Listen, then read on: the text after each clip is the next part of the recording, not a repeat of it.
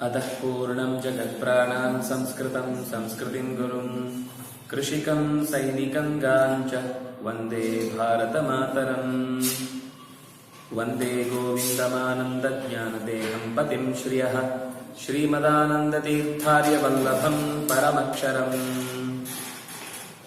ಇದು ನಾರಾಯಣ ಪಂಡಿತಾಚಾರ್ಯರು ಕೊಟ್ಟಿರುವ ಶಾಸ್ತ್ರದ ಅತ್ಯಂತ ಮೂಲ ಪ್ರಮೇಯಗಳನ್ನು ಸಂಗ್ರಹಿಸಿದ ಒಂದು ಕೃತಿ. ಮಣಿಮಂಜರಿ ಅಂತ ಕರೀತಾರೆ. 8 ಸರ್ಗಗಳಲ್ಲಿ ಸೇರಿಕೊಂಡಂತಹ ಈ ಕೃತಿ ರಾಮಾಯಣ, ಪಂಚರಾತ್ರ, ಮಹಾಭಾರತ, ಹರಿವಂಶ, ಸ್ಕಾಂದ ಪುರಾಣ, ಪದ್ಮಪುರಾಣದ ಎಲ್ಲ ಸಾರವನ್ನ ಸಂಗ್ರಹ ಮಾಡಿ ಹೇಳುತ್ತೆ. ಇದು ಆಚಾರ್ಯ ಮಧ್ವರ ಹತ್ರ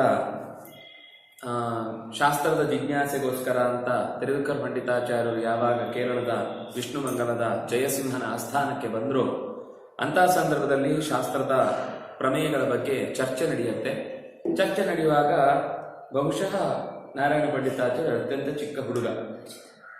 ಆಗ ಆಚಾರ್ಯರನ್ನು ನೋಡಿ ಅವರ ಮಾತುಗಳನ್ನು ಕೇಳಿ ಪ್ರಭಾವಿತರಾಗಿ ತನ್ನ ತಂದೆಯನ್ನೇ ಗುರುವಾಗಿ ಸ್ವೀಕರಿಸಿ ಆ ಮೂಲಕ ಅನೇಕ ಚರ್ಚೆಯನ್ನ, ಶಾಸ್ತ್ರದ ಜಿಜ್ಞಾಸೆಯನ್ನ ತನ್ನೊಡಲಲ್ಲಿ ಇಟ್ಟುಕೊಂಡದನ್ನ ಸಂಗ್ರಹಿಸಿ ಅನೇಕ ಕೃತಿಗಳನ್ನು ಬರೆದರು. ಸಂಗ್ರಹ ರಾಮಾಯಣ ಅಂತ ಸಿಗುತ್ತೆ. ರಾಮಾಯಣದ ಮೂಲ ಇವತ್ತು ವಾಲ್ಮೀಕಿಯ ಪುಸ್ತಕ ಏನಿದೆಯೋ ಅದರಲ್ಲಿ ಕೆಲವು ಸಂದೇಹಗಳು ಹಾಗೆ ಉಳಿದು ಹೋಗುತ್ತೆ. ಆಚಾರ್ಯರು ತಾತ್ಪರ್ಯ ನಿರ್ಣಯ ಅಂತ ರಾಮಾಯಣಕ್ಕೆ ನಿರ್ಣಯ ಕೊಟ್ಟಿದ್ದಾರೆ. ಅದರಲ್ಲಿ ಎಲ್ಲ ಕಥೆ ಮೂಲದ್ದಿಲ್ಲ. ನಮಗೆ ನಿರ್ಣಯ ಒಂದು ಕಡೆಯಲ್ಲಿದೆ, ನಿರ್ಣಯಿಸಬೇಕಾದ ಕೃತಿ ಒಂದು ಕಡೆ ಇದೆ.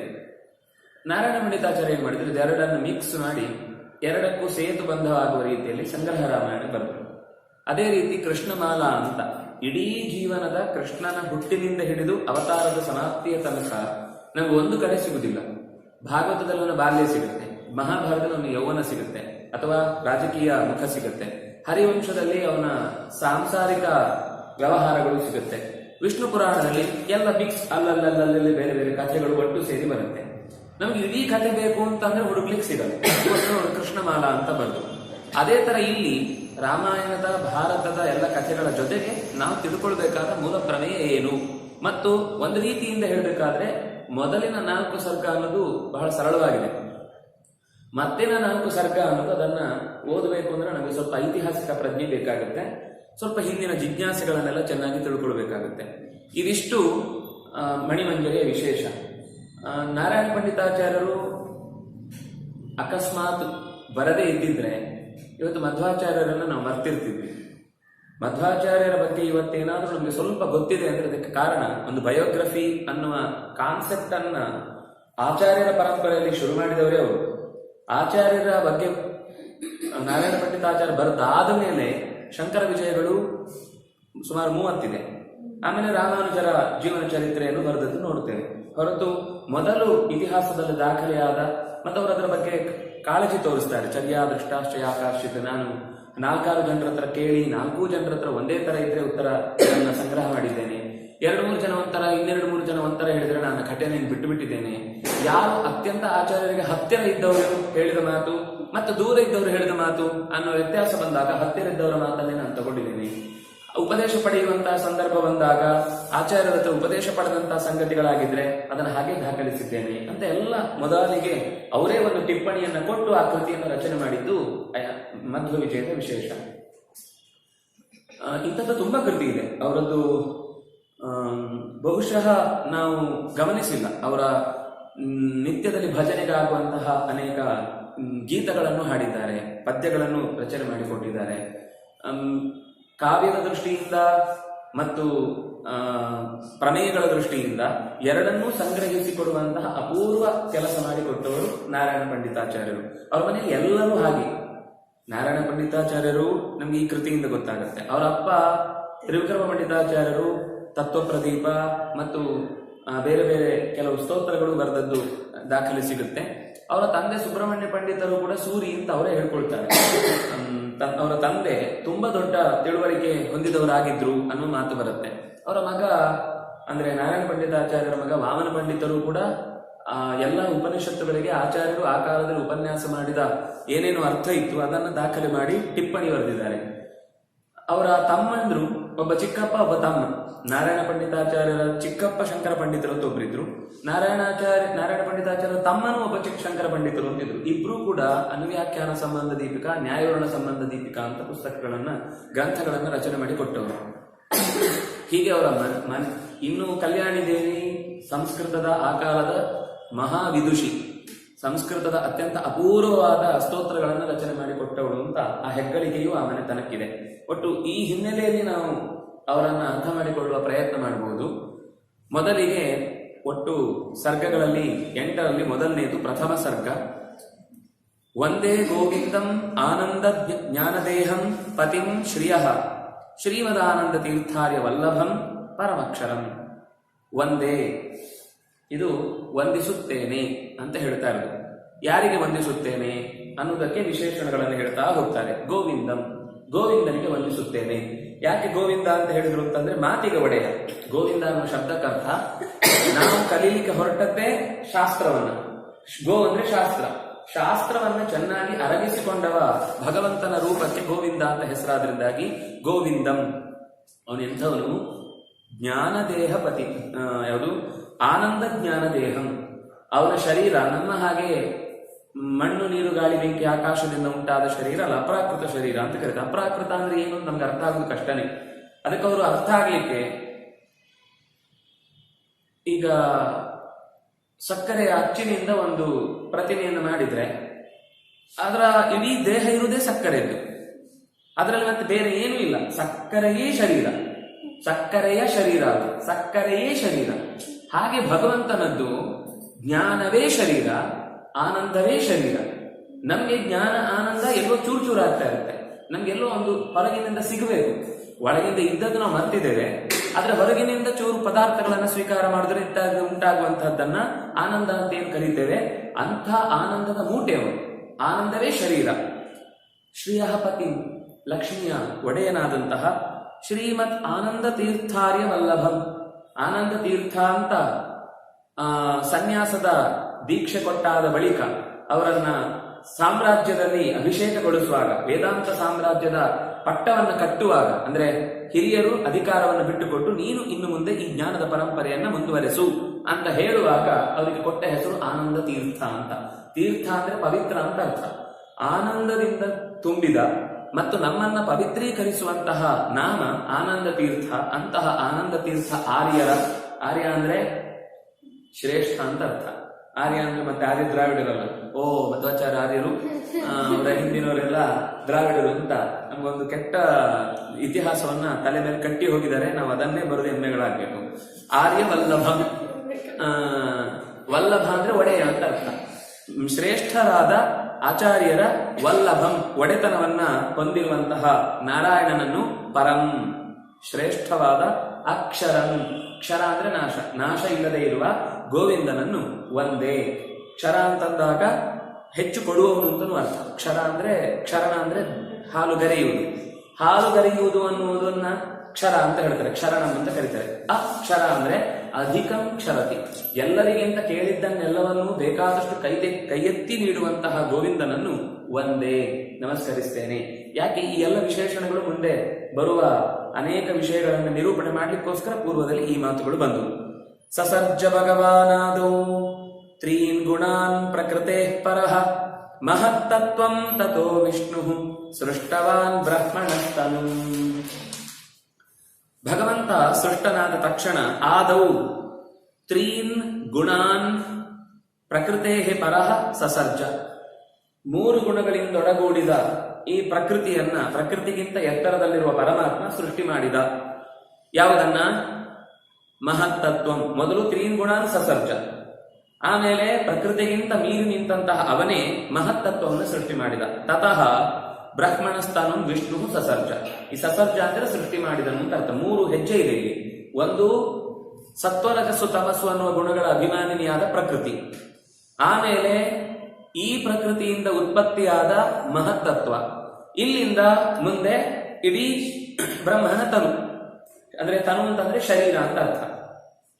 ಅಂದ್ರೆ 2 ಸರ್ತಿನೂ ಬ್ರಹ್ಮನೇ ಹುಟ್ಟಿದ್ದು, ಮೊದಲನೇ ಸರ್ತಿ ಅವನಿಗೆ ಅಸ್ತಿತ್ವ ಬಂದದ್ದು, ಎರಡನೇ ಸರ್ತಿ ಅವನಿಂದ ಅಸ್ತಿತ್ವ ಪಡೆಯುವಂತಹ ಎಲ್ಲವೂ ಹುಟ್ಟಿದ್ದು. ಬ್ರಹ್ಮಣ ಸ್ಥಾನ ಅಂದ್ರೆ ಈ ಪ್ರಪಂಚ, ಸೂಕ್ಷ್ಮ ಸ್ವರೂಪದಲ್ಲಿರುವಂತಹ ಪ್ರಪಂಚ ಹೊರಕ್ಕೆ ಬಂತು. ಇಲ್ಲಿ ಮಹತ್ತತ್ವ ಅಂತ ಶಬ್ದ ಇದೆ, ಆದ್ರೆ ಸೃಷ್ಟಿಯಲ್ಲಿ ಎಲ್ಲದಕ್ಕಿಂತ ಚಿಕ್ಕ ತತ್ವ ಅಂದ್ರೆ ಮಹತ್ತತ್ವ. ಹೆಸರು ಮಹತ್ತತ್ವ ಅಂತ, ಅದಿರುವುದು ಅತ್ಯಂತ ಚಿಕ್ಕದು. ಏನ್ ಹಾಗಂದ್ರೆ ಮಹತ್ವ ಅನ್ನೋದು ಅದರ ಕೆಜಿ ಲೆಕ್ಕದಲ್ಲ, ಕಂಟೆಂಟ್ ಲೆಕ್ಕದಲ್ಲ. ಮಹತ್ವ ಅಂದ್ರೆ ಯಾವುದು ಗೊತ್ತಾ? ಎಚ್ಚರ ಆಗುವುದು ಅಂತ. ಜೀವಕ್ಕೆ ನಾನಿದ್ದೇನೆ ಅಂತ ಗೊತ್ತಾಗುವುದು, ಪ್ರಪಂಚಕ್ಕೆ ನಾವಿದ್ದೇವೆ. ಪ್ರಪಂಚದ ಎಲ್ಲ ಜೀವಗಳಿಗೂ 1 ಸೆಕೆಂಡ್ ಅಲ್ಲಿ ತನಕ ನಿದ್ದೆಯಲ್ಲಿತ್ತು, ಮೂರ್ಛೆಯಲ್ಲಿ ಬಿದ್ದ ಹಾಗೆ, ಯಾವ ಪ್ರಜ್ಞೆಯೂ ಇಲ್ಲದೆ ನಿರ್ಲೇಪವಾಗಿ ಇತ್ತು, ಯಾವ ಸಂಬಂಧವೂ ಇಲ್ಲದೆ ಇತ್ತು. 1 ಸೆಕೆಂಡಿಗೆ ಸೃಷ್ಟಿ ಆಗಬೇಕು ಅನ್ನುವ ಚಿಂತನೆ ಮೂಡಿದಾಗ ತಕ್ಷಣ ಎಲ್ಲದಕ್ಕೂ ಎಚ್ಚರ ಆಯಿತು, ಇದ್ದೇವೆ ಅಂತ ಗೊತ್ತಾಯಿತು. ಅದು ಮಹತ್ತತ್ವ.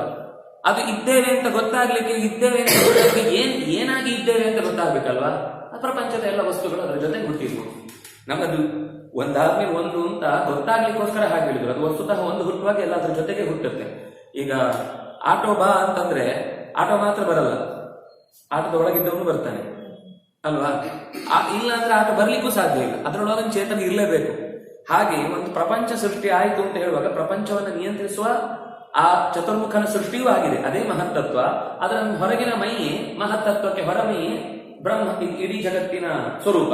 ಆ ಇಡೀ ಜಗತ್ತು ಅನ್ನುವಂತಹ ಸ್ವರೂಪದಲ್ಲಿ ಚತುರ್ಮುಖನ ಮಹತ್ತತ್ವ ಅನ್ನುವ ರೂಪ ವ್ಯಕ್ತವಾಯಿತು. ಮೊದಲು 3 ಗುಣ ಅನ್ನುತ್ತಂದು, ಸತ್ವ, ರಜಸ್ಸು, ತಮಸ್ಸು. ಇದರಲ್ಲಿ ಬ್ರಹ್ಮನ ತತ್ವ ಸೃಷ್ಟಿ ಆಗ್ಲಿಕ್ಕೆ ಕೇವಲ ರಜಸ್ಸು ಮತ್ತು ತಮಸ್ಸು ಮಾತ್ರ ಉಪಯೋಗಿಸಿದ್ದು. ಆದ್ರೆ ಅವನಷ್ಟು ಸಾತ್ವಿಕ ಇನ್ನೊಬ್ಬರಿಲ್ಲ, ಸಾತ್ವಿಕವನ್ನು ಬಳಸಿಯೇ ಇಲ್ಲ. 4:2:1 ಇದು ಸತ್ವ, ರಜಸ್ಸು, ತಮಸ್ಸು ಇರುವ ಕ್ರಮ. ಅದರಲ್ಲಿ ಸತ್ವ ಮುಟ್ಲೇ ಇಲ್ಲ, 4 ಸತ್ವ. ರಜಸ್ಸು ಮತ್ತು ತಮಸ್ಸಿನಲ್ಲಿರುವ 2 ಸೇರ್ಪಡೆ ಚತುರ್ಮುಖನ ಶರೀರ ಆಯಿತು. ಆ ಚತುರ್ಮುಖನ ಶರೀರದಿಂದ ಮುಂದೆ ವಸ್ತುತಃ ಅದು ಬೇರೆ ಆಗುದಿಲ್ಲ, ಆದ್ರೆ ಅಲ್ಲಿಂದ ಒಂದು ಭಾಗವೇ ಇನ್ನೊಂದು ದೇವತೆಯಾಗಿ, ಅಲ್ಲಿಂದ ಇನ್ನೊಂದು ಭಾಗ ಮತ್ತೊಂದು ಮೂಲ ದೇವತೆಯಾಗಿ ವಿಭಾಗ ಆಗ್ತಾ ಹೋಗುತ್ತೆ. ಅದನ್ನು ಮುಂದೆ ಹೇಳ್ತಾರೆ. ಒಟ್ಟಂತೂ ಈಗ ನಿಮ್ಗೆ ಇಷ್ಟು ಗೊತ್ತಾದ್ರೆ ಸಾಕು. 3 ಗುಣಗಳನ್ನು ನಿಯಮಿಸುವಂತಹ ಪ್ರಕೃತಿ ಅಭಿಮಾನಿನಿಯಾದಂತಹ ಲಕುಮಿ ಹುಟ್ಟಿದಳು. ಹುಟ್ಟುವುದು ಅಂದ್ರೆ ಏನರ್ಥ ಗೊತ್ತಾ? ಅವಳು ಹುಟ್ಟುವುದಲ್ಲ, ಅವಳಿಗೆ ಈ 3 ವಸ್ತುಗಳಿಗೆ ನೀನು ನಿಯಂತ್ರಕಳು ಅನ್ನುವ ಪಟ್ಟ ಸಿಗುವುದು. ನಾನು ಹುಟ್ಟುವುದು ಅಂತಂದ್ರೆ ಅವಳಿಗೆ ಏನು ಅಂತಂದ್ರೆ, ನಾನು ಇದನ್ನೇ ನೋಡ್ಕೊಳ್ಬೇಕು ಅನ್ನುವ ಜವಾಬ್ದಾರಿ ಸಿಗುವುದೇ ಅವಳಿಗೆ ಹುಟ್ಟು. ಯಾಕೆಂದ್ರೆ ಅವಳಿಗೆ ಯಾವತ್ತೂ ಎಚ್ಚರ ತಪ್ಪೋದು ಅಂತ ಇಲ್ವೇ ಇಲ್ಲ. ಭಗವಂತನ ಜೊತೆಗೆ ಯಾವಾಗ್ಲೂ ಇರೋಳು. ಆಲಾದಲೆಯ ಮೇಲೆ ಮಲಗಿದ ಶಿಶುವೆ ಅಂತ ವೇದಗಳಲ್ಲಿ ವೇದಾಭಿಮಾನಿನಿಯಾಗಿ ನಿರಂತರ ಇರುವವಳಲ್ಲಿ ಪ್ರತಿಪಾದ್ಯನಾಗಿ ಪರಮಾತ್ಮ ಇರ್ತಾನೆ ಅಂತ ಹೇಳುವುದಾದ್ರಿಂದಾಗಿ ಅವಳಿಗೆ ಯಾವತ್ತೂ ಎಚ್ಚರ ತಪ್ಪುವುದು ಅಂತಿಲ್ಲ. ಆದ್ರೆ ಎಚ್ಚರ ತಪ್ಪದೇ ಇರುವಂತಹ ಆಕೆಗೂ ಒಂದು ಹುಟ್ಟು ಏನಾಗದ್ರೆ, ಚತುರ್ಮುಖನಿಗೆ ಎಚ್ಚರ ತಪ್ಪಿದ್ದನ್ನ, ಅಂದ್ರೆ ಎಚ್ಚರ ತಪ್ಪುವುದು ಅಂದ್ರೆ ಅವನಿಗೂ ವಸ್ತುತಃ ಬ್ರಹ್ಮಾಂಡದ ಶರೀರದ ಅಭಿಮಾನವೇ. ಆದ್ರೆ ನಾನು ತಿಳ್ಕೊಳ್ಬೇಕು ಅಂತ ಯೋಚನೆ ಮಾಡಿದ್ರೆ ಮಾತ್ರ ತಿಳಿಯುತ್ತೆ, ಎಚ್ಚರ ತಪ್ಪಿರುವುದಿಲ್ಲ. ಆದ್ರೆ ಲಕ್ಷ್ಮಿಗೆ ತಿಳ್ಕೊಳ್ಬೇಕು ಅಂತ ಯೋಚನೆ ಮಾಡೋದಲ್ಲ, ಯಾವಾಗ್ಲೂ ತಿಳಿದೇ ಇರ್ತಾಳೆ. ನನಗೆ 4+4 ಅಂದ್ರೆ ಏನು ಅಂತ ಗೊತ್ತಿದೆ, ಆದ್ರೆ ನಾನು ಯೋಚಿಸಿದ್ರೆ ನಂಗೆ ನೆನಪಿರಲ್ಲ. ನಾನು ಯೋಚಿಸಿದ್ಮೇಲೆ 8 ಅಂತ ಗೊತ್ತಾಗುತ್ತೆ ನನಗೆ. ಹಾಗೆ ಚತುರ್ಮುಖಾದಿಗಳಿಗೆಲ್ಲ ಜ್ಞಾನ ಬರುವಾಗ ನನಗೆ ಜ್ಞಾನ ಬರಬೇಕು ಅಂತ ಅವ್ರು ಯೋಚನೆ ಮಾಡಿದ್ಮೇಲೆ ಎಲ್ಲ ಬರುತ್ತೆ. ಆಲೋಚನೆಯ ಸತಿ ಸರ್ವ ವಿಷಯಕಂ ಜ್ಞಾನಂ. ಆಲೋಚನೆ ಮಾಡಿದ ತಕ್ಷಣ ಪ್ರಪಂಚದ ಎಲ್ಲ ವಿಷಯಗಳ ಬಗ್ಗೆ ಅವ್ರಿಗೆ ಗೊತ್ತಿರುತ್ತೆ. ಲಕ್ಷ್ಮಿಗೆ ಅನಾಲೋಚನೆ ಬಿ, ಆಲೋಚನೆ ಮಾಡದೇ ಇದ್ದಾಗಲೂ ಪ್ರಪಂಚದ ಪ್ರತಿಯೊಂದು ವಸ್ತುವಿನ ಬಗ್ಗೆಯೂ ಆಕೆಗೆ ತಿಳುವಳಿಕೆ ಇರುತ್ತೆ. ಅವಳಿಗೆ ಪ್ರಕೃತಿಯ 3 ಪ್ರಧಾನ ಅಂಶಗಳಾದ ಸತ್ವ, ರಜಸ್ಸು, ತಮಸ್ಸು ಅನ್ನೋದರ ಸಂಬಂಧ ಬರುತ್ತೆ ಎನ್ನುವುದೇ ಸೃಷ್ಟಿ. ಚತುರ್ಮುಖನಿಗೆ ನಾನು ಏನು ಇದನ್ನು ನಡೆಸಬೇಕು ಅಂತ ಅವನಿಗೆ ಎಚ್ಚರ ಬಂದು ಅದನ್ನು ನಡೆಸುವ ಜವಾಬ್ದಾರಿ ಪೂರ್ತಿಯಾಗಿ ಬರುತ್ತಾನಲ್ವಾ, ಅದು ಅವನ ಸೃಷ್ಟಿಯಾಯಿತು. ತತ್ವ ಅದೇ ತತ್ವ ಅಂದ್ರೆ ಇರುವ ವಸ್ತು, ಮಹತ್ತತ್ವ ಅಂದ್ರೆ ಇರುವ ವಸ್ತುವಿನಲ್ಲಿ ದೊಡ್ಡದಾದ್ದು. ಎಚ್ಚರದಲ್ಲಿ ಇರುವುದೇ ದೊಡ್ಡ ತತ್ವ. ಎಚ್ಚರ ಕೊಡುವುದು, ಎಚ್ಚರ ಕೊಡುವ ಶಕ್ತಿಯೇ ಅವನು. ನಮ್ಮಲ್ಲಿ ಚತುರ್ಮುಖನ ಎಚ್ಚರಿಕೆ ಬಂದಾಗಲೇ ನಮಗೆ ವಿಷಯಗಳನ್ನು ಅರ್ಥ ಮಾಡ್ಕೊಳ್ಳಿಕ್ಕಾಗುತ್ತೆ. ಇಲ್ಲಾಂದ್ರೆ ಎಚ್ಚರ ತಪ್ಪಿ ಹೋಯ್ತು ಅಂದ್ರೆ ವಿಷಯ ಮರೆತು ಹೋಗುತ್ತೆ. ಪ್ರತಿ ಸೃಷ್ಟಿ ಕಾಲದಲ್ಲೂ ಲಕ್ಷ್ಮಿಗೆ ಆ ಒಂದು ಸ್ಥಾನ ಕೊಡೋದು ಹೋಗಿದ್ದು. ಅದನ್ನೇ ಎಚ್ಚರ. ಪ್ರತಿ ಸೃಷ್ಟಿ ಅವಳಿಗೆ ಎಚ್ಚರ ಅಲ್ವಾ, ಅವಳಿಗೆ ಜವಾಬ್ದಾರಿ. ಅವಳಿಗೆ ಜವಾಬ್ದಾರಿ ಚತುರ್ಮುಖನಿಗೆ. ಅವಳಿಗಿಂತ ನೆಕ್ಸ್ಟ್ ಸ್ಟೆಪ್ ಅವನು ಯೋಚನೆ ಮಾಡಿದ್ಮೇಲೆ ವಸ್ತುತ ಅವನಿಗೂ ನಿದ್ದೆ ನಮ್ಮ ಹಾಗೆ ನಿದ್ದೆ ಇಲ್ಲವೇ ಇಲ್ಲ. ಅವನ ನಂತರದವರಿಗೆ ಎಲ್ಲರಿಗೂ ಇದೆ. ಪ್ರಳಯದಲ್ಲೂ ಪ್ರತಿಭಾತ ಪರಾವರಹ. ಹೌದು, ಪ್ರಳಯದಲ್ಲಿ ಏನಾಗುತ್ತೆ? ಬ್ರಹ್ಮ ಪ್ರಾಣದೇವರು ಇಬ್ರು ಒಬ್ಬರೇ ಅಲ್ವಾ? ಒಂದೇ ಸ್ಥಾನಮಾನ ಅಲ್ವಾ? ಪ್ರಾಣದೇವರೇ ಬ್ರಹ್ಮನ ಆಗೋದು. ಇಬ್ರು ಒಂದೇ ಕೆಟಗರಿಯವರು, ಆದ್ರೆ ಇಬ್ರು ಬೇರೆ. ಒಂದೇ ಕ್ಲಾಸ್ ಅಲ್ಲಿರುವ ಎರಡು ವಿದ್ಯಾರ್ಥಿಗಳಿದ್ದ ಹಾಗೆ ಇಬ್ಬರಿಗೂ ಒಂದೇ ಯೋಗ್ಯತೆ. ಆದ್ರೆ ಏನು ಅಂದ್ರೆ ಕಾಲದ ದೃಷ್ಟಿಯಿಂದ ಮೊದಲು ಬ್ರಹ್ಮ ಆಗೋದು ಒಬ್ರು, ನಂತರ ಬ್ರಹ್ಮ ಆಗೋರು ಇನ್ನೊಬ್ರು ಅಷ್ಟೇ. ನೀವು ಏನಾದ್ರೂ ಹೆಚ್ಚು ಕಮ್ಮಿ ಹೇಳುದಿದ್ರೆ ಪೋಸ್ಟ್ ಬರುವಾಗ ಇವನಿಗೆ 2014ರಲ್ಲಿ ಬರುತ್ತೆ, ಇನ್ನು 2019ರಲ್ಲಿ ಬರುತ್ತೆ. ಇಬ್ರಿಗೂ ಬರುತ್ತೆ. ಇಬ್ರು ಪ್ರಧಾನಮಂತ್ರಿಗಳೇ, ಇಬ್ರು ಕೂಡ ಸತ್ರ ದೇಶಕ್ಕೆ ರಜೆ ಸಿಗುತ್ತೆ, ಇಬ್ರು ಕೂಡ ಅದೇ ದೇಶದ ರಕ್ಷಣೆಯ ಹೊಣೆ ಹೊಂದಿರ್ತಾರೆ. ಅಂದ್ರೆ ಸಾಧನೆಯ ಟೈಮು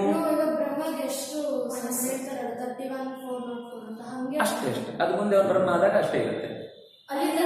ಇವಾಗ ಬ್ರಹ್ಮ ಇದ್ದಾಗ ಪ್ರಾಣ ಅಂತ ಹೋಗ್ಬಿಡ್ತಾರಲ್ವಾ, ಅವಾಗ ಬ್ರಹ್ಮಗೆ ಬಂಧನ ಆದ್ರೆ ಪ್ರಾಣಗಳು ಅದೇ ಸೇಮ್ ಟೈಮ್ ಅನ್ಸುತ್ತೆ. ಹೌದು.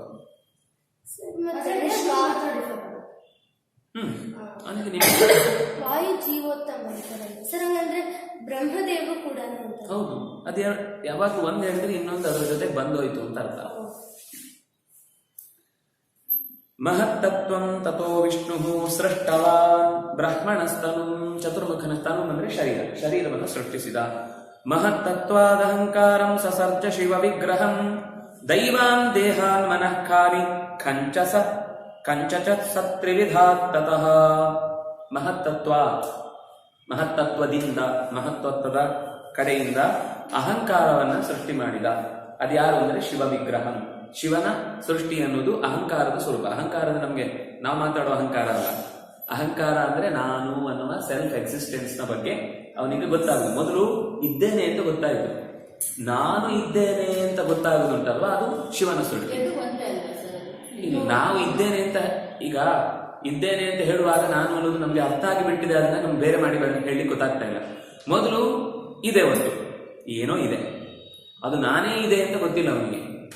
ಒಟ್ಟು ಇದೆ ಅಂತ ಎಚ್ಚರ ಆದ್ಮೇಲೆ ನಾನು ಇದ್ದೇನೆ ಅಂತ ಗೊತ್ತಾಗುತ್ತೆ. ಅದು ಚತುರ್ಮುಖನ ಸೃಷ್ಟಿ, ಅದು ಶಿವನ ಸೃಷ್ಟಿ. ನಿಮ್ಗೆ ಸರಿ ಅರ್ಥ ಆಗ್ಬೇಕು ಅಂದ್ರೆ ಮಲಗಿ ಎದ್ದೇಳ್ಬೇಕು. ಚೆನ್ನಾದ ಗಡದ್ದು ನಿದ್ದೆ, ಹೊಟ್ಟೆ ತುಂಬ ಊಟ, ಕಣ್ ತುಂಬ ನಿದ್ದೆ ಆಗಿ ಎದ್ದೇಳ್ಬೇಕು. ಏಳುವಾಗ ಸಂಜೆ 5:30 6 ಗಂಟೆ. ಕಿಟಕಿ ಚೂರು ತೆಗೆದಿರ್ಬೇಕು. ಯಾರಾದ್ರೂ ಬ್ರಷ್ ಕೊಟ್ರೆ ಸೀದಾ ಹೋಗಿ ಉಜ್ಜಿ ಬರ್ಬೇಕು, ಬೆಳಗ್ಗೆ ಆಯ್ತು ಅಂತ. ಆ ಸ್ಥಿತಿಯೇ ನಿದ್ದೆ ಬರಬೇಕು. ನಿದ್ದೆ ಬಂದ ಫಸ್ಟ್ ಸೆಕೆಂಡ್ ಇದೆಯಲ್ವಾ, ಸೆಕೆಂಡ್ ಅಂತ ಹೇಳುದು ನಾನು ನಿಮ್ಗೆ ಅರ್ಥ ಆಗ್ಲಿ ಅಂತ, ಅದಕ್ಕಿಂತ ಸೂಕ್ಷ್ಮ ಕಾಲಕ್ಕಿದೆ. ನಿಮ್ಗೆ ಫಸ್ಟ್ ಎಚ್ಚರ ಆಗುವಾಗ ನೀವು ಎಚ್ಚರ ಆಗಿದ್ದೀರಿ, ಆದ್ರೆ ಏನು ಗೊತ್ತಿಲ್ಲ, ನೀವು ಬ್ಲ್ಯಾಂಕ್, ಆದ್ರೆ ಎಚ್ಚರ ಆಗಿದೆ. ಅದು ಮಹತ್ತತ್ವ. ಆಮೇಲೆ ನಾನಿದ್ದೇನೆ ನಿಮ್ಗೆ ಗೊತ್ತಾಗ್ತಾ ಇದೆ. ಆಮೇಲೆ ಯಾರೋ ಬೈತಾ ಇರ್ತಾರೆ, ಆನ್ ಬೈತಾ ಇರ್ತಾರೆ, ಶಬ್ದ ಕೇಳಿಸ್ತಾ ಇರಲ್ಲ ಅಷ್ಟೇ, ಒಂದು ಆಕ್ಷನ್ ಕಾಣಿಸ್ತಾ ಇರುತ್ತೆ. ಅಥವಾ ಆಕ್ಷನ್ ಕೇಳಿಸ್ತಾ ಇರುತ್ತೆ, ಶಬ್ದ ಕೇಳಿಸ್ತಾ ಇರುತ್ತೆ, ಆಕ್ಷನ್ ಸರಿ ಕಾಣಿಸ್ತಾ ಇರುತ್ತೆ. ಒಟ್ಟು ಕೆಲವು ತರ ಆಗುತ್ತೆ, ಅದೆಲ್ಲ ಮಿಕ್ಸ್. ಒಟ್ಟಂತೂ ಈ 2 ಪ್ರಧಾನ ಅಂಶ ಅಂತೂ ನಮ್ಗೆ ಅನುಭವಕ್ಕೆ ಬರುತ್ತೆ. ಫಸ್ಟ್ ಒಟ್ಟು ಎಚ್ಚರ ಆಗುತ್ತೆ, ಎಚ್ಚರ ಆದ್ಮೇಲೆ ನಾನಿದ್ದೇನೆ ಗೊತ್ತಾಗುತ್ತೆ, ಅದು ಶಿವತತ್ವ. ಅದು ಅಹಂ ಸೆಲ್ಫ್ ಎಕ್ಸಿಸ್ಟೆನ್ಸ್ ನ ಬಗ್ಗೆ ಅವನಿಗೆ ಸಂಪರ್ಕಕ್ಕೆ ಸಿಗುತ್ತೆ. ಅದು ನಿದ್ದೆಗೆ ಹೋದಾಗ ಪುರಿತ ನಾಡಿಯ ಒಳಗೆ ಪ್ರವೇಶ ಮಾಡಿರುತ್ತೆ. ಅದರಿಂದಾಗಿ ಮನಸ್ಸು ನಾನು ಅನ್ನೋದನ್ನು ಗ್ರಹಿಸಿರುವುದಿಲ್ಲ. ಮನಸ್ಸು ಎಚ್ಚರ ಆದ್ಮೇಲೆ ನಾನು ಅನ್ನೋದನ್ನು ಗ್ರಹಿಸ್ಲಿಕ್ಕೆ ಸಾಧ್ಯ ಆಗುತ್ತೆ. ಅದರಿಂದಾಗಿ ಶಿವನ ತತ್ವ ಅನ್ನೋದು ಮನೋಭಿಮಾನಿ ಈ ಅರ್ಥದಲ್ಲಿ ಹೇಳುದು. ನಿದ್ದೆಯಲ್ಲಿ ಸುಷುಪ್ತಿಯಲ್ಲಿ ಮನಸ್ಸು ಕೆಲಸ ಮಾಡ್ತಾ ಇರಲ್ಲ, ಹಾಗಾಗಿ ನಾನು ಗೊತ್ತಿರಲ್ಲ ಅವನಿಗೆ. ನಾನು ಅಂತ ಗೊತ್ತಾಗ್ಲಿಕ್ಕೆ ಮನಸ್ಸು ಅದರ ಜೊತೆಗೆ ಎಚ್ಚರ ಆದಾಗ ನಾನು ಅಂತ ಅನ್ನೋದು ಅದರ ಜೊತೆಗೆ ತಗೊಳ್ಬರುತ್ತೆ. ಅಂದ್ರೆ ನಿನ್ನೆ ಮಲಗಿದ್ದ ನಾನು ಇವತ್ತು ಎದ್ದದ್ದು ಯಾರು ಅಂತ ಯಾರಿಗೂ ಪ್ರಶ್ನೆ ಬರಲ್ಲ. ನಿನ್ನೆಯ ನಾನೇ ಇವತ್ತು ಎದ್ದಿದ್ದೇನೆ ಅನ್ನೋದು ನಿರಂತರ ಗೊತ್ತಾಗ್ತಾ ಇರೋದಕ್ಕೆ ಕಾರಣ ಅಹಂ. ಅದು ಅಹಂತತ್ವ. ಆ ಅಹಂತತ್ವ ಅನ್ನೋದು ಸಸರ್ಜ ಶಿವ ವಿಗ್ರಹದ ರೂಪದಲ್ಲಿ. ಅಂದ್ರೆ ಅಹಂತತ್ವ ಸೃಷ್ಟಿ ಆಯಿತು ಅಂದ್ರೆ ಅದರ ಜೊತೆಗೆ ಶಿವನು ಸೃಷ್ಟನಾದ ಅಂತ ಅರ್ಥ. ಅದು ಮತ್ತೇನಾಯ್ತು, ಮತ್ತೆ 3 ವಿಭಾಗವಾಗಿ ಸೃಷ್ಟಿಯಾಯಿತು ಆ ಶಿವ ವಿಗ್ರಹದಿಂದಲೇನೆ, ಶಿವನಿಂದ. ತತಃ ಆ ನಂತರ ದೈವಾನ್ ದೇಹಾನ್ ಮನಃ ಖಾನಿ ಕಂಚಸ ತ್ರಿವಿಧಾತ್ ತತಃ. ತತಃ ಅಂದ್ರೆ ಶಿವನ ವಿಗ್ರಹದಿಂದ ವೈಕಾರಿಕ ಅಹಂಕಾರ, ತೈಜಸ ಅಹಂಕಾರ, ತಾಮಸ ಅಹಂಕಾರ ಅಂತ 3 ಅಹಂಕಾರಗಳನ್ನು ಹೇಳ್ತಾರೆ. ನೀವು ಅದನ್ನು ಸುಲಭ ಅರ್ಥ ಮಾಡ್ಕೊಳ್ಳಿಕ್ಕೆ ಸಾತ್ವಿಕ, ರಾಜಸ, ತಾಮಸ ಅಂತ ಇಟ್ಕೊಳ್ಳಿ. ಸಾತ್ವಿಕ ಅಹಂಕಾರ ಅನ್ನೋದನ್ನು ವೈಕಾರಿಕ ಅಂತ ಹೇಳ್ತಾರೆ. ಆ ವೈಕಾರಿಕ ಅಹಂಕಾರ ಅನ್ನೋದು ದೇವತೆಗಳ ಸೃಷ್ಟಿಗೆ ಕಾರಣ ಆಗುತ್ತೆ. ಅದ್ರದ್ದು ಸಾತ್ವಿಕ ಆದ್ರಿಂದಾಗಿ ಬೆಳಕಿನ ಸೃಷ್ಟಿ, ಅದು ಜ್ಞಾನದ ಸೃಷ್ಟಿ, ಬೆಳಕಿನ ಸೃಷ್ಟಿ, ದೈವಾನ್. ಎರಡನೇದು, ಆ ದೇವತೆಗಳಿಗೆ ಇರ್ಲಿಕ್ಕೊಂದು ಜಾಗ ಬೇಕಲ್ಲ, ಮನೆ, ಅದು ದೇಹ. ಉಳಿದ ಪ್ರತಿಯೊಂದು ಪ್ರಪಂಚದ ವಸ್ತುಗಳೆಲ್ಲ ಸೃಷ್ಟಿಯಾಗಲಿಕ್ಕೆ ಕಾರಣ ಆಗುತ್ತೆ. ಆ ದೇಹ ಬಂದ ಮೇಲೆ ಈ ದೇಹದ ಉಪಯೋಗ ಗೊತ್ತಾಗುವುದು ಯಾವಾಗ? ಆಗ ಮನಸ್ಸಿನ ದೇವತೆ ಸೃಷ್ಟಿಯಾಗಿದ್ದಷ್ಟೇ ಶಿವ ವಿಗ್ರಹ. ಈಗ ಮನಸ್ಸು ಸೃಷ್ಟಿಯಾಗುತ್ತೆ ಇದ್ರ ಜೊತೆಗೆ.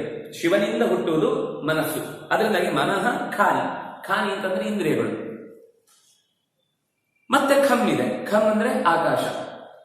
ಆದ್ರೆ ಇಷ್ಟು ಹುಟ್ಟಿದ್ದು ಶಿವನಿಂದಲೇನೆ. ಅದರದ್ದು ಕ್ರಮ ಇದು ಒಂದರ ನಂತರ ಇನ್ನೊಂದು ಹುಟ್ಟಿತು ಅನ್ನೋದನ್ನ ಇನ್ನೊಂಚೂರು ಲೈನ್ ಎಳೆದು ಹೇಳ್ತಾ ಇದ್ದಾರೆ. ವಸುಧಾ ಇಷ್ಟು ಹುಟ್ಟುದು 3 ಹುಟ್ಟತ್ತೆ. ಒಂದು ದೇವತೆಗಳು, ದೇವತೆಗಳ ಮನೆಯಾದ ಭೂತಗಳು, ಇದನ್ನು ಅನುಭವಿಸಲಿಕ್ಕಿರುವ ಇಂದ್ರಿಯಗಳು. ಈ ಭೂತಗಳು ಹುಟ್ಟುವಾಗ ಇಂದ್ರಿಯಗಳಿಂದ ಗ್ರಹಿಸಬೇಕಾದ ಶಬ್ದ, ಸ್ಪರ್ಶ, ರೂಪ, ರಸ, ಗಂಧಗಳು ಹುಟ್ಟಿವೆ ಒಟ್ಟಿಗೆ. ಯಾಕೆಂದ್ರೆ ಮಣ್ಣು ಬೇರೆ ಪರಿಮಳ ಬೇರೆ ಮಾಡಿ ತೋರಿಸ್ಲಿಕ್ಕೆ ಬರುವುದಿಲ್ಲ, ನೀರು ಬೇರೆ ರುಚಿ ಬೇರೆ ಮಾಡಿ ತೋರಿಸ್ಲಿಕ್ಕೆ ಬರುವುದಿಲ್ಲ. ಆದ್ರೆ ಸೃಷ್ಟಿಯಾಗುವಾಗ ನಿಮ್ಗೆ ಹೇಳಲಿಕ್ಕೆ 2 ವಸ್ತು ಇದೆಯಲ್ಲ, ಒಂದು ಮೊದಲು ಒಂದು ನಂತರ ಕಂಡೇ ಕಾಣುತ್ತೆ. 2 ಬೇರೆ ಯಾಕೆ ಅಂದ್ರೆ ನಾವು ಸ್ಥೂಲವಾದದನ್ನ ವಿಂಗಡಿಸಿ ಪರಿಮಳ ಬೇರೆ ಕಡೆ ನೋಡ್ತೇವೆ, ಅದನ್ನು ಬೇರೆ ಕಾಣುತ್ತೆ. ವಸ್ತುದ ಪರಿಮಳ ಇರುವಲ್ಲೂ ಅದೇ ಮಣ್ಣಿನ ಯಾವುದೋ ಸೂಕ್ಷ್ಮವಾದ ಪಾರ್ಥಿವ ಕಣ ಇದೆ. ಇಲ್ಲದೆ ಇದ್ರೆ ಸ್ಮೆಲ್ ಬರ್ಲಿಕ್ಕೆ ಸಾಧ್ಯ ಇಲ್ಲ. ಬೆಳಕು ಮತ್ತು ಬೆಂಕಿ ಬೇರೆ ಬೇರೆ ಆಗ್ಲಿಕ್ಕೆ ಸಾಧ್ಯ ಇಲ್ಲ. ಸೂರ್ಯ ಮತ್ತು ಕಿರಣ ಬೇರೆ ಬೇರೆ ಆಗ್ಲಿಕ್ಕೆ ಸಾಧ್ಯ ಇದೆಯಾ? ಸೂರ್ಯ ಇಲ್ಲ, ಕಿರಣ ಮಾತ್ರ ಬರ್ತಾ ಇದೆ.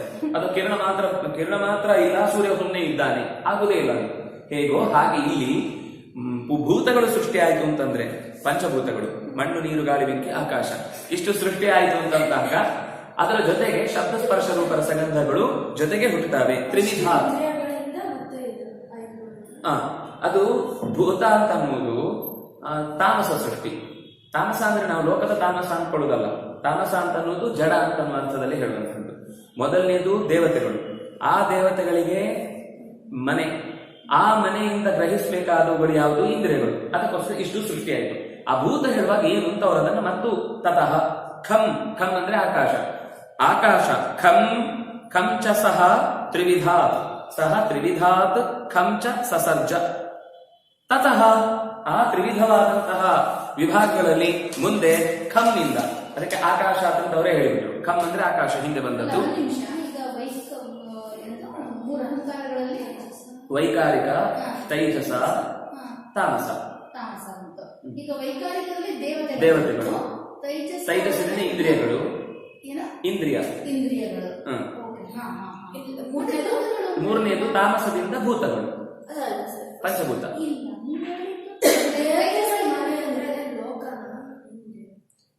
ದೇಹ ಅಂದ್ರೆ ಲೋಕ ಅಂತ ಇಟ್ಕೊಳ್ಳಿ.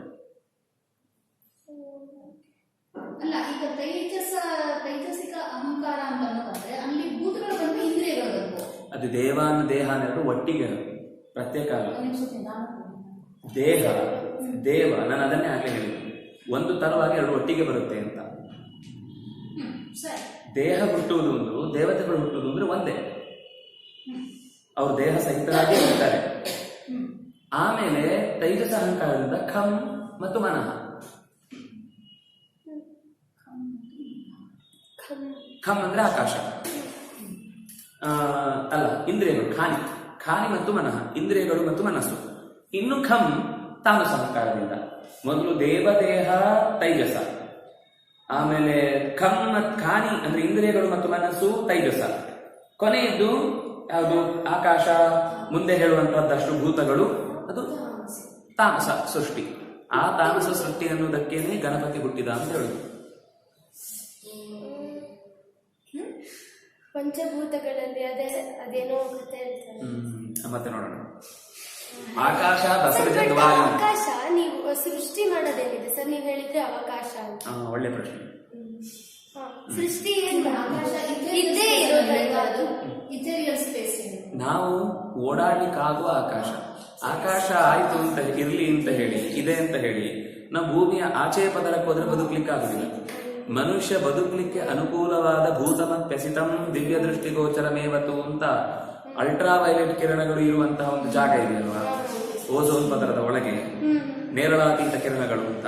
ಆ ಅಟ್ಮಾಸ್ಫಿಯರ್ ಕ್ರಿಯೇಟ್ ಆಗುವ ಆಕಾಶ ಸೃಷ್ಟಿ ಆಗುತ್ತೆ. ಅದನ್ನ ಆಕಾಶ ಅಂತ ಹೇಳುದು. ವಸ್ತುತಃ ಮೂಲ ಆಕಾಶ ಸೃಷ್ಟಿ ಆಗುದೇ ಇಲ್ಲ. ಆಕಾಶ ಅಂದ್ರೆ ಇದೆ, ಅವಕಾಶ, ಜಾಗ ಇರುವುದನ್ನು ಸೃಷ್ಟಿ ಯಾಕೆ ಮಾಡಬೇಕು? ಅದರಿಂದಾಗಿ ಟೈಮ್ ಮತ್ತೆ ಸ್ಪೇಸ್ ಅನ್ನೋದು ಯಾವಾಗ ಸೃಷ್ಟಿ ಆಗಿಲ್ಲ. ಟೈಮ್ ಅನ್ನೋದು ಸೃಷ್ಟಿ ಆಯ್ತು ಅಂತ ನೀವು ಕೇಳಿದ್ರೆ ಯಾವಾಗ ಪ್ರಶ್ನೆ ಬರುತ್ತೆ, ಅಲ್ಲಿ ಟೈಮ್ ಬಂತು. ಆಕಾಶ ಸೃಷ್ಟಿ ಆಯ್ತು ಅಂತ ಕೇಳಿದ್ರೆ ಎಲ್ಲಿ ಅಂತ ಪ್ರಶ್ನೆ ಬಂತು, ಅಲ್ಲಿ ಸ್ಪೇಸ್ ಬಂತು. ಅಲ್ಲಿ ಸ್ಪೇಸ್ ಮತ್ತು ಟೈಮ್ ಅನ್ನೋದು ಸೃಷ್ಟಿ ಆಗುದಲ್ಲ, ಇದೆ, ಗಮನಿಸುವ ಕಣ್ಣು ಹುಟ್ಟಿದ್ದು ಆಮೇಲೆ. ಆದ್ರಿಂದಾಗಿ ಸೃಷ್ಟಿ ಇಲ್ಲ ಅಂತ ಹೇಳ್ತಾರೆ ಕೆಲವೊಮ್ಮೆ. ಆಕಾಶ ಇರ್ಲಿಲ್ಲ, ಕಾಲ ಇರ್ಲಿಲ್ಲ. ಅದು ಕಾಲ ಇರ್ಲಿಲ್ಲ ಅಂತ ಅರ್ಥ ಅಲ್ಲ, ಕಾಲವನ್ನ ಗ್ರಹಿಸುವ ಕಣ್ಣು ಇರ್ಲಿಲ್ಲ, ಪ್ರದೇಶವನ್ನು ಇರುವ ವ್ಯಕ್ತಿ ಇರ್ಲಿಲ್ಲ ಅಷ್ಟೇ. ಅದರಿಂದಾಗಿ ಡಿವೈಡರ್ ಹುಟ್ಟಿದ ತಕ್ಷಣ 2 ರೋಡ್ ಆಗುತ್ತೆ. ಹೇಗೋ ವಸ್ತುತ 2 ರೋಡ್ ಮೊದಲು ಇತ್ತು ಡಿವೈಡರ್ ಬರುವ ಮುಂಚೆ. ಹಾಗೆ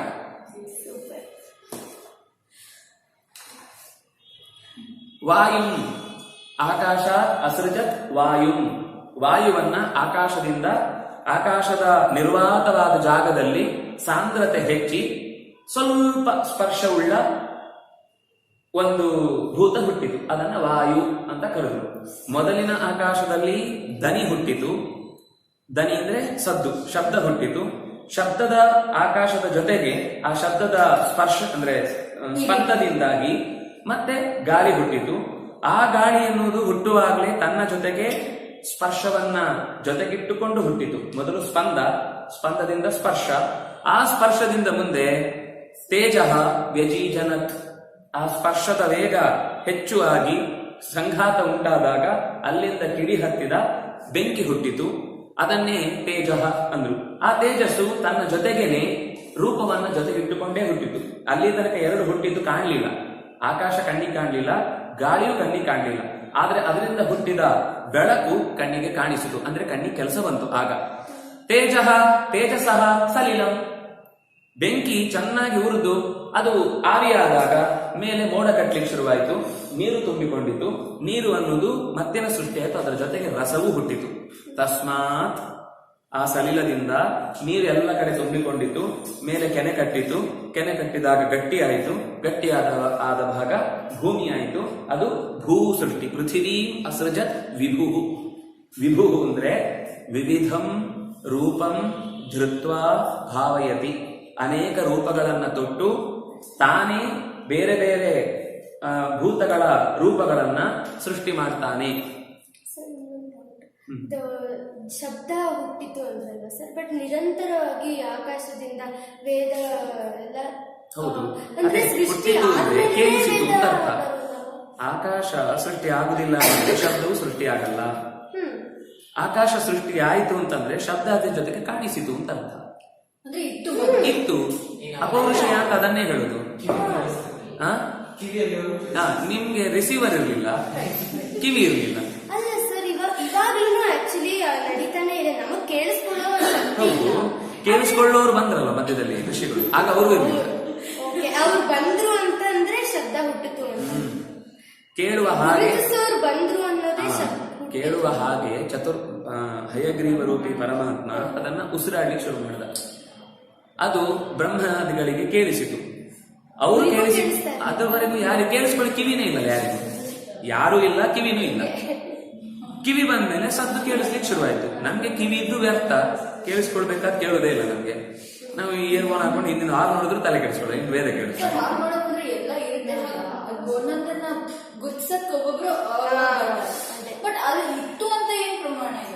ಅವರಿಗೆ ಹೊಳೆದದ್ದಲ್ವಾ, ಅವ್ರು ರಚನೆ ಮಾಡಿದ್ದಲ್ಲ. ವಿಶೇಷ ಏನು ಅಂದ್ರೆ, ಯಾರೋ ಒಬ್ಬ 1000 ವರ್ಷದ ಹಿಂದೆ ಒಬ್ಬ ತಪಸ್ಸು ಮಾಡಿದಾಗ ಒಂದು ಮಂತ್ರ ಹೊಳೆಯಿತು. ಅದೇ ಮಂತ್ರ ಮತ್ತೆ 1000 ವರ್ಷ ಆದ್ಮೇಲೆ ಮತ್ತೊಮ್ಮೆ ತಪಸ್ಸಿಗೆ ಕೂತಾಗ ಅವನಿಗೆ ಲಿಂಕೇ ಇಲ್ಲ, ಅದೇ ಮಂತ್ರ ಅದೇ ಅನುಪೂರ್ವಿಯಾಗಿ ಹೊಳೆಯುತ್ತೆ. ಅದ್ ಹೆಂಗೆ?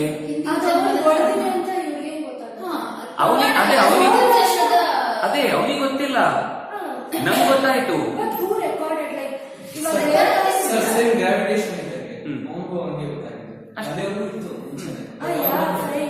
ಬಟ್ ಮುಂಚೆನೂ ಅದು ಹೊಡೆದಿದೆ ಅಂತ ನಮಗೆ ಹೇಗೆ ಗೊತ್ತಾಯ್ತು? ಅದೇ ಹೊಳೆಯಿತು ಅಂತಲಿಕ್ಕೆ ಬ್ರಹ್ಮದೇವನೇ ಸಾಕ್ಷಿ.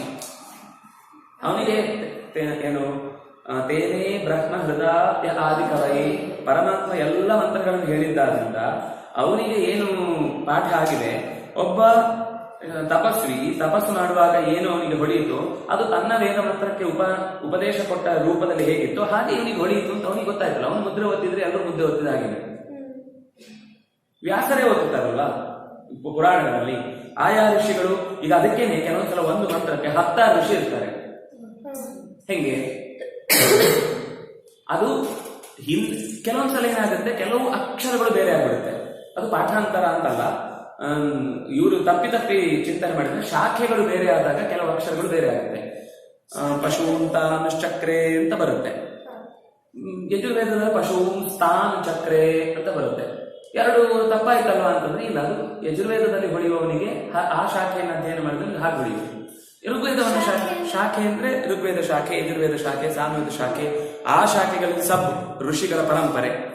ಆ ಪರಂಪರೆಗೆ ಬೇರೆ ಬೇರೆ ಬೇರೆ ಬೇರೆ ನಿಯಮಗಳಿರ್ತವೆ, ಸೂತ್ರಗಳು ಬೇಕಾಗುತ್ತೆ. ಆಶ್ವಲಾಯನ ಸೂತ್ರ, ಬೋಧಾಯನ ಸೂತ್ರ, ಆಪಸ್ತಂಭ ಸೂತ್ರ, ಶಾಕ್ಯಾಯನ ಸೂತ್ರ, ಕಾಟ್ಯಾಯನ ಸೂತ್ರ, ಕೌಥುಮ ಸೂತ್ರ. ಈ ವಿಭಾಗಗಳು ಬೇರೆ ಆದ ಹಾಗೆ ಶಾಖೆಗಳು ಬೇರೆ ಆಗ್ತಾ ಹೋಗುತ್ತೆ. ಅದು ಬೇರೆ ಅದೇ ಮಂತ್ರ ಒಂದೆರಡು ಪದಗಳ ವ್ಯತ್ಯಾಸದಿಂದ ಅದೇನಾಗುತ್ತೆ ಅಂದ್ರೆ ಆ ಮಂತ್ರದ ಒಂದು ಹೊಸ ಅರ್ಥವನ್ನ ಈ ಮಂತ್ರ ಹೇಳ್ತಾ ಇರುತ್ತೆ. ವೇದದಲ್ಲಿರುವ ಒಂದು ಮಂತ್ರದಲ್ಲಿ ಆ ಶಬ್ದ ಏನು ಅಂತಲೇ ಗೊತ್ತಾಗಲ್ಲ, ಇನ್ನೊಂದು ಮಂತ್ರದಲ್ಲಿ ಅದೇ ಮಂತ್ರ ಇರುತ್ತೆ, ಆ ಶಬ್ದ ಯಾವ್ದು ಅರ್ಥ ಆಗಿಲ್ಲ, ಅದಕ್ಕೊಂದು ಬೇರೆ ಪದ ಇರುತ್ತೆ. ಈ ಪದ ಗೊತ್ತಿರುತ್ತೆ ಅವನಿಗೆ, ಆದ್ರಿಂದ ತಕ್ಷಣ ಈ ಪದದಲ್ಲಿ ಯಾವ ಅರ್ಥ ಆಯ್ತು ಅದೇ ಮಂತ್ರ ಇಲ್ಲಿದೆ, ಇದೇ ಅರ್ಥವನ್ನ ಆ ಶಬ್ದ ಹೇಳ್ತಾ ಇದೆ ಅನ್ನೋದು ಅವನಿಗೆ ಗೊತ್ತಾಗುತ್ತೆ. ವೇದವೇ ವೇದವನ್ನು ವ್ಯಾಖ್ಯಾನ ಮಾಡುತ್ತೆ. ತಥಾಕ ಶ್ಲೋಕಂ ಶೃಣೋತಿ ತದೈಷ ಶ್ಲೋಕ, ಹೀಗೊಂದು ಶ್ಲೋಕ ಇದೆ ಅಂತ ಋಷಿ ಹಿಂದೆ ನೆನಪಿಸಿಕೊಂಡು ಹಿಂದೆ ಹೇಳಿದ್ದಾನೆ ನನಗೂ ಹೊಳೆಯಿತು ಅಂತ ಹೇಳ್ತಾನೆ. ನಾವೇದವಿನ್ ಮನುತೆ, ನಾನು ಹಿಂದೆ ಅವ್ರು ಕಂಡಂತೆಯೇ ಕಂಡಿದ್ದೇನೆ ಅಂತ ಅವನಿಗೆ ಜ್ಞಾನ ಬರುತ್ತೆ. ಅದರಿಂದಾಗಿ ಅದು ಶಬ್ದ ಅನ್ನೋದು ನಿತ್ಯ, ಕೇಳಿಸಿಕೊಳ್ಳುವನು ಸೃಷ್ಟಿ ಆದ್ಮೇಲೆ ವ್ಯಕ್ತವಾಯಿತು ಅನ್ನೋದು ಸದ್ದಿನ ಸೃಷ್ಟಿ.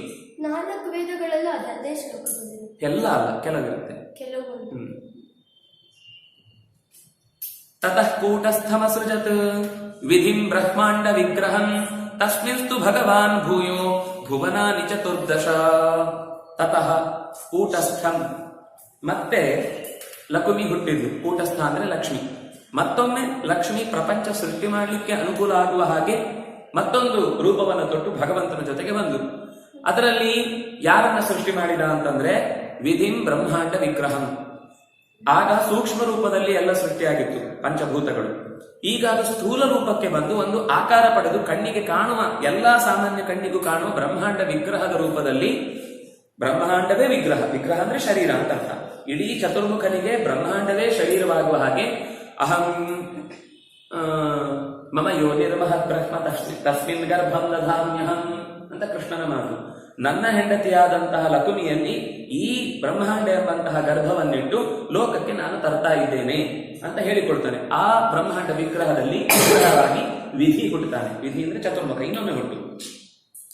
ಅಲ್ಲಿ ಸೂಕ್ಷ್ಮ ರೂಪ ಅಂದ್ರೆ ಸ್ಥೂಲ ರೂಪ. ಸೂಕ್ಷ್ಮ ರೂಪ ಅಂದ್ರೆ ಅದು ನಮ್ಗೆ ಲೋಕದಲ್ಲಿ ಗೋಚರ ಆಗಿರುವುದಿಲ್ಲ, ಇನ್ನೂ ಸೆಟ್ಲ್ಡ್, ಇನ್ನೂ ಅಸ್ಪಷ್ಟ ರೂಪದಲ್ಲಿರುತ್ತೆ. ಅದಕ್ಕೆ ಸ್ಪಷ್ಟ ರೂಪ ಬರುತ್ತೆ. ಈಗ ಚಿತ್ರ ಬರೆಯುವಾಗ ಸುಮ್ಮನೆ ಗೆರೆ ಇರುತ್ತೆ, ಹೀಗೆ ಅದೇನು ಅಂತ ಯಾರಿಗೂ ಗೊತ್ತಿರಲ್ಲ, ಯಾರೋ ಜೋಡಿಸಿದ ಮೇಲೆ ಗೊತ್ತಾಗುತ್ತೆ ಅದೇನು ಅಂತ. ಮೊದಲು ಗೆರೆ ರೂಪದಲ್ಲಿರುವ ಹಾಗೆ ಪ್ರಕೃತಿಯಲ್ಲಿ ಸೃಷ್ಟಿ ಆಗಿರುತ್ತೆ. ಎಲ್ಲ ಕಡೆನೂ ಯಾವ್ಯಾವ ಭಾಗದಲ್ಲಿ ಯಾವ್ಯಾವ ಭೂತಗಳು ನಿರ್ಮಾಣ ಆಗಬೇಕು ಅಂತ ರೆಡಿಯಾಗಿರುತ್ತೆ. ಅದ್ರ ಯಾವುದು ಅಸ್ಪಷ್ಟ. ಅದೇ ಯಾವಾಗ ಅದೆಲ್ಲ ಕ್ರೋಢೀಕರಣಗೊಂಡು ಒಂದಾಗಿ ಗಟ್ಟಿಯಾದ ಪದಾರ್ಥವಾಗಿ ಕಾಣಿಸುತ್ತೋ ಆಗ ಪೂರ್ತಿ ಸೃಷ್ಟಿ ಅಂತ ನಾವು ಅನ್ಕೊಳ್ತೇವೆ. ಆ ಸೃಷ್ಟಿ ಮತ್ತೊಮ್ಮೆ ಚತುರ್ಮುಖನ ಸೃಷ್ಟಿ ಆಗಿರುತ್ತೆ. ತಸ್ಮಿನ್ಸ್ತು ಭಗವಾನ್ ಭೂಯೋ ಭುವನಾನಿ ಚತುರ್ದಶ. ಆ ಬ್ರಹ್ಮಾಂಡ ವಿಗ್ರಹದಲ್ಲಿ, ಆ ಚತುರ್ಮುಖನ ಶರೀರದಲ್ಲಿ 14 ಲೋಕಗಳನ್ನು ವಿಭಾಗಿಸಿದ. ಭೂಹು ಭುವಃ ಸ್ವಃ ಮಹಃ ಜನಃ ತಪಃ ಸತ್ಯಂ. ಇದು ಭೂಮಿಯಿಂದ ಮೇಲೆ ಸಂಬಂಧಪಟ್ಟಂತೆ ಇರು. ಆಮೇಲೆ ಅತಳ ವಿತಳ ಸುತಳ ರಸಾತಳ ತಳಾತಳ ಮಹಾತಳ ಪಾತಾಳ, ಹೀಗೆ 7 ಕೆಳಗಿನ ಲೋಕಗಳು. ಈ ಲೋಕಗಳನ್ನೆಲ್ಲ ಇವತ್ತು ನಾವು ಹುಡ್ಕೊಂಡು ಹೋಗುದು ಎಲ್ಲ ಕಷ್ಟದ ಸಂಗತಿ. ಯಾಕಂದ್ರೆ ನಮ್ಗೆ ಇದ್ದದ್ದೇ ಕಾಣಿಸುದಿಲ್ಲ, ಇಲ್ಲದೇನು ಕಾಣಿಸುತ್ತೆ. ಅದರಿಂದ ಪ್ರಯತ್ನ ಪಡೋದಕ್ಕೇನು ತಪ್ಪಿಲ್ಲ, ಪ್ರಯತ್ನ ಪಡ್ಬೋದು. ಯಾರಿಗಾದ್ರೂ ಒಬ್ರಿಗೆ ಅದರದ್ದೊಂದು ದಾರಿ ಗೊತ್ತಾಗ್ಬೋದು. ಸಗರ ಅವರ ಮಕ್ಕಳೆಲ್ಲ ಸಮುದ್ರದ ಒಳಗೆ ಹೋಗಿ ಪಾತಾಳದಲ್ಲಿ ಹುಡುಕಿದ್ರು ಅಂತ ಕಥೆ ಬರುತ್ತೆ. ಆದ್ರೆ ಒಟ್ಟಂತೂ ವಾಮನ ಕರ್ಕೊಂಡು ಹೋಗಿ ಬಲಿಯನ್ನ ರಸಾತಳದಲ್ಲಿ ಇಟ್ಟು ಕಾಪಾಡ್ತಾನೆ ಅಂತ ಅನ್ನೋ ಮಾತು ಬರುತ್ತೆ. ಸರ್ ಅದೇ ಈಗ ಪಾತಾಳ ಅಂದ್ರೆ ಇವಾಗ ಹಾಕೊಂಡು ಹೋಗ್ತಾನೇ ಇದ್ರೆ ಬರೋದು ನೀರು ಹಾಗೆ ಅಂತ ನಾವು ಈಗ ಸದ್ಯಕ್ಕೆ ಅರ್ಥ ಮಾಡ್ಕೊಳ್ಳೋ ರೀತಿ ಅದೇ ಹೌದಾ ಅಂತ ನಮಗೂ ಕರೆಕ್ಟ್ ಗೊತ್ತಿಲ್ಲ. ಮತ್ತೆ ಈಗ ಸೈನ್ಸ್ ಪ್ರಕಾರ ಬಂದ್ರೆ ಅವರು ಕ್ರಸ್ಟ್ ಮ್ಯಾಂಟಲ್ ಕೋರ್ ಅಂತ ಅಂದ್ಬಿಡ್ತಾರೆ. ಹೌದು, ಅದ್ರ ಕೆಳಗಡೆ ಅಂದ್ರೆ ಅದು ಬೆಂಕಿ ಇರುತ್ತೆ. ಬೆಂಕಿ ಅದೇ ಅದರ ಸೂಕ್ಷ್ಮ ಏನು ಅಂತ ನಮ್ಗೆ ಅರ್ಥ ಆಗ್ಲಿಲ್ಲ ಅಂತ ಅದನ್ನೇ ಮತ್ತ್ ಸಗರ ಅವರೆಲ್ಲ ಹಂಗೆ ಹೋಗಿದ್ದು. ಅದೇ ನಮ್ಗೆ ಅವರು ಹೇಳಿದ್ದು ಕೊರೆದು ಹೋದ್ರು ಅಂತಿದೆ, ಆದ್ರೆ ಅಲ್ಲಿ ತನಕ ಹೋದ್ರು ಅಂತ ಎಲ್ಲಿದೆ? ಭೂಮಿಯ ಮಧ್ಯದ ಭಾಗದ ಬೆಂಕಿ ತನಕ ಹೋದ್ರು ಅಂತ ಏನಿಲ್ಲ. ಮತ್ತೆ ಇನ್ನೂ ಮೇಲೆ ಬರುತ್ತವ. ಎಲ್ಲೂ ಇರ್ಬೋದು ಮಧ್ಯದಲ್ಲಿ. ಮತ್ತೆ ಅಥವಾ ಆಕ್ಸಿಜನ್ ಸಿಗಲ್ಲ ಸರ್. ಹ? ಅದೆಲ್ಲ ಏನೋ ಇರುತ್ತೆ ಅವ್ರ ವ್ಯವಸ್ಥೆ.